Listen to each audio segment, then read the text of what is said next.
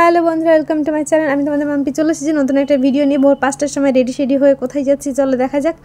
রাত্রি 12টার সময় ভাবা হলো যে সবাই মিলে ভাবলাম চলো ঘুরতে যাই, একটুখানি ঘুরতে যাবো বলে তখনই বাস বুক করা হয়ে গেলো। ওই দেখো আসছে। আমি বাস একদম পছন্দ করি না, একদম না, আমি পারি না বাসে ট্রাভেল করতে। এসি বাস তবুও আমি পারছি না, আমার কষ্ট হয়ে যাচ্ছে।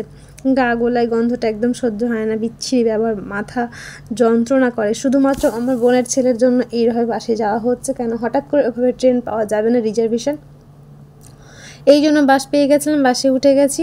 কিন্তু আমার পুরো মাথা খারাপ হয়ে যাচ্ছে। পিছনে বরমশাই আছে, বোনাই আছে, আর বোন আছে, মা আছে, মেয়ে আছে, বোনের ছেলে সবাই আছে। তারপরে আমি কোনো ক্লিপ নিতে পারিনি ভিডিওতে, এই জন্য প্রচণ্ড শরীরটা উইক হয়ে গেছিলো, আর ভালো লাগছিল না। হোটেলে ঢুকে আগে আমি বাথরুমটা চেক করছিলাম যে বাথরুমটা কেমন আছে। না, বাথরুমটা সেরকম ভালোই আছে। হোটেলে ভাড়া নিয়েছিল পার ডে 3,500 টাকা, আমরা দুদিনে বুক করেছিলাম, তাই জন্য আমাদের 6,300 টাকার মধ্যে হয়ে গেছিলো। রুমটা খুব সুন্দর। যাই হোক, রেডি হয়ে যাচ্ছি কারণ আমরা বিচে যাবো। আমি এসে আগে আমি আধা ঘন্টা রেস্ট নিয়েছি, তারপরে আমি রেডি হয়েছি কারণ আমি পারছিলাম না, আমি প্রচণ্ড উইক হয়ে গেছিলাম, চোখ বন্ধ করে শুয়েছিলাম। তারপরে দেখো রেডি হচ্ছি, এই কারণে বেঁচে যাবে, একটু চানু করবো, এসেছি যখন অবশ্যই করবো। তো এই দেখো আমরা চলে এসেছি, এটা ওল্ড দীঘা।